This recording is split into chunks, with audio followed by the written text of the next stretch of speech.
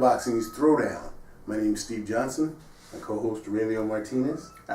As Aurelio told you at the end of our first segment, we're going to tackle something a little bit different now. We're going to bring up a little controversy, and we want to get the feeling of our fans, how they feel about it. We'll give you our opinions, and hopefully it'll spark some interest, and you'll tell us if you like this. We're deviating a little bit from boxing to, it's a combat sport. We're always going to be involved in combat sport.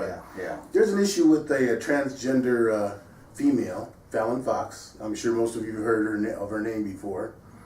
She's an MMA fighter. And I think the controversy that's come up is that because in Fallon's last fight, she fought a girl named Brentz. Her last name was Brentz. Tamika Brentz, yeah. Broke her eye socket, really messed her up, busted her up pretty good.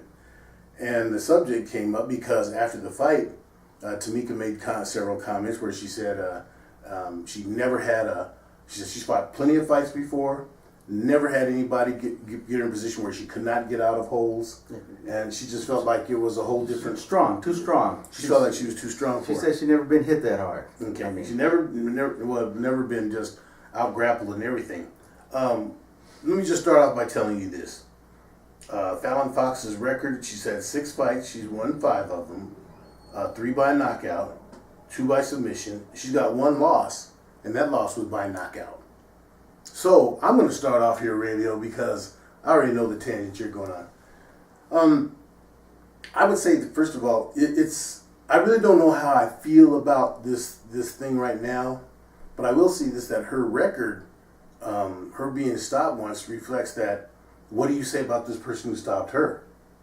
Do you say that was obviously I know your feeling is that Fallon Fox is a man. So if you think the person that stopped her had to be a man to stop her, it's a tough area. But the bottom line, in my opinion, is that when Fallon first came out in 2013, she completed this whole battery of tests with the Florida Athletic Commission that enabled her to license. Okay. And they said that as a female. So then when they had doctors, now wait a minute, let me back up a little bit. I think Fallon Fox is like a lot of the transgender. She said that she had feelings, when she was 5 or 6 years old. Well, I don't care about that. I do. Let's go back. No, I do. Because you have feelings doesn't allow you to fight. You have to get more. No, you have to get back in the background because when she was a teenager, she felt. Well, that's the same background out of every transgender. Every one of them. Well, how do you know that? Because that's the story they give you. Yeah. Okay, they were born wrong. Okay, and that's okay. I don't have any problems with that. What I want to say is let's stick to combat sports. Okay, number one, for all practical purposes and for all rights, you have a male in the ring that went through an operation, that went through a sex change. And now he's being allowed to fight in the female division. That could never happen in the real world. So I mean, what are you talking about? This is the real world. I'm talking about just because you change your sex doesn't change your body. Now everyone out there knows that a female body and a male body are completely different than that. Well, see, wait a minute. Let me stop. Okay? This is where you're wrong. This is where you're wrong because they've had several doctors that have come out and they've said, and it's really kind of undisputed by most doctors, that the majority of transgender from male to female, that their body mass and body fat and all that is nowhere that of a male. Okay, so if it's nowhere that of a male, you can't say that just because they're all going to be stronger, they're all going to be, have big hands like Joe Rogan said. All transgender males have big hands and Apple's Adams and all Apple. Well, she's 5'7". Yeah. I mean, okay. So. But let me say, because you're making it like, no, there's no way possible. Like you said, it can't happen in the real world. It is the real world. It is the real world, and that's why it's important to go, to my opinion, to the background. If she felt like she was a young boy from a little kid, teenager, felt like she was gay because she was confused, finally is able to have the surgery to have the parts that she feels are necessary, that she's a woman. Okay. Where I'm torn is as most people I would think is, should she be able to compete as a female? Okay. Now let me just go back. Now don't forget, she's 41 years old. She's not a little kid. She's 41 years old. Let me go back and correct you a little bit. The reason their body isn't muscular and strong and masculine like a man is because they don't train and they don't treat their body as a man. Okay. However, because they are a man, because they are male, they have the ability to train like a man, and their body will react as a man. And that's just human nature. I don't care what parts have been cut off and replaced. Human nature is if you're a man and your hip structure, your bone structure is not that of a woman. Everyone knows that a woman's hip structure is different from a man's structure because it's for childbearing. Okay, so it's different. That's my point. So when Fallon got into MMA and started training, well, her body's going to react different from a female training athletic lifting weights. And I guarantee you, you take a trans, someone that's had the operation, and you put them side by side, and they go to the gym and they start lifting weights, free weights and squats and everything, the male person will develop as a male, and the female will struggle to develop as a male. That's a fact. Wait a minute, no, you can't say it's a fact. That's a fact. That's a fact because someone can prove me wrong. You see, no, you got to back up yours when you say it's a fact. There's no fact. I just gave you a fact. They got 3 doctors on record, 3 doctors from the Florida Athletic Commission that said no, that the male bone, the transgender, the bone structure, the body fat, totally different than that of a male. So that's an issue that has to be dealt with. I myself, I think the only reason that this came to be, once again, a topic of discussion, yep, and the reason we're talking about it, is because the way she destroyed Tamika. And that's what it was. But now, like I told you, she was destroyed once. What do you say about the person who destroyed her?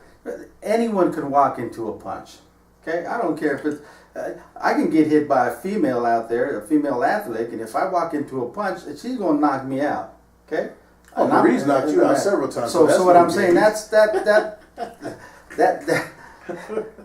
bucket don't hold no water. Okay, that bucket don't hold no water. So anyway, my thinking is not one of hate on one side or the other.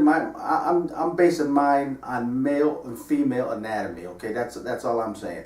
And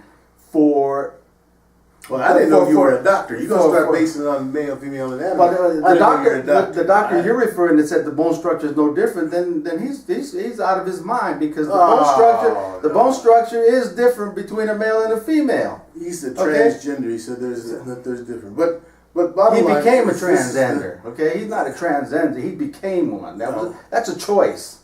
Okay, that's a choice that he had to become a woman. Okay, and that's fine. I mean, if you want to become a woman, then I would support you. I would drive you to the hospital. Okay? I wouldn't let you drive me nowhere because you take me off a cliff. You already let us know how you feel. You take, and then I'll be your manager. We'll go wrestle heavyweight, man. Well, see, another reason I think that this really became a topic of discussion is because of Donald Trump's thing with the military. He wanted to, get rid of all transgenders from the military. This thing has a way of snowball effect. Well, it does, and he's a knucklehead anyway when it comes to that issue. Simply because. Well, let me ask you this: anyone that wants to go fight and can aim serve the country, you don't even have to fight. Absolutely, you just want to serve. Then they should be allowed to. Okay. Bottom line, okay. It doesn't matter who you are, what you are, race, color, creed. It should be allowed because that's what you're doing for your country. Okay. Well, do you remember when we? Let's see. Do we have any transgender boxers that you know of? Boy, I don't know of any, and I'll tell you. Come out. Well, that's true. I mean, I think if it did came out and it was made public, I'd have a very hard time thinking that any boxing commission in the union would allow it to happen. Well, see, this is what happened with Fallon Fox. She had 2 fights before it became public. Became public that she was transgender. And that's when, all the things came out and how Florida was able to, what made them decide to license her. That was how this all came about. But me, myself, I'm not going to say, that the doctors, to me, that once they cleared her and said, yes, she's a female in all aspects, to me, she has a right to do it and compete along with anybody else. 10 seconds. We have a controversy with Cris Cyborg. A lot of us seem to think that she has a distinct advantage over her competition. And that in that case, I think most of it is because of her use of steroids. Well, I think so. Yeah, but you can look at Cris Cyborg. According to you, we know she's a man. She's a female. Everything says she was a female. But you look at her, and she's built like a man. You know, and that's because she lives in a gym. And of course, of course, I didn't say a woman can't build muscle, but they need some help. So obviously, when you start taking, you know, the testosterone, the enhancing drugs that are illegal, your body has to react to that. I mean, so that's just something that Cris Cyborg chose to do, and other athletes chose to do that, and male athletes choose to do that. You know, they take the risk of being caught. But it's not only in boxing now.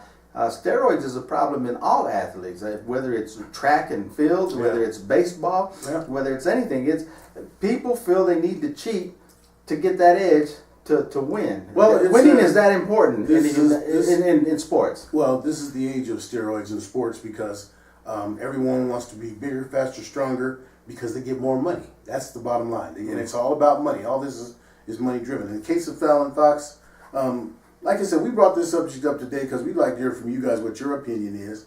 Editor@InsideBoxing.com. Leave your comments. If you have, especially, we'd love to hear if you're a physician and feels either way. We'd like to see your credentials, where you're at, and so we could contact you, and we'd like to have you as a guest on the show. We'd like to make this be an interesting subject. That would be interesting. Okay. But anyhow, we'll come back with that third segment, which would be open topics. You know what? We got to do this right. For our third segment, like you said, we call it open topic, but for you, Kenny Lemos, it's come on, man. I know how you love the come on, man, so we're going to put some come on, man in there. But Aurelio, I think he's got something up his sleeve. So we'll talk about that when we come back. We just got to talk a lot. You know, and we hate to keep talking about this Conor McGregor Mayweather, but they're doing such a good job of keeping it out there in the public that we're going to start off talking about that. It's something that people want to hear, and every week by week, something new comes out in that, and they're doing a good job. They're doing their darnest to sell that stadium out, and it's still not selling. It's not going to sell. Okay. But anyhow, we'll be back with our next segment. Go refresh your coffee. Until then, Steve, keep the man down.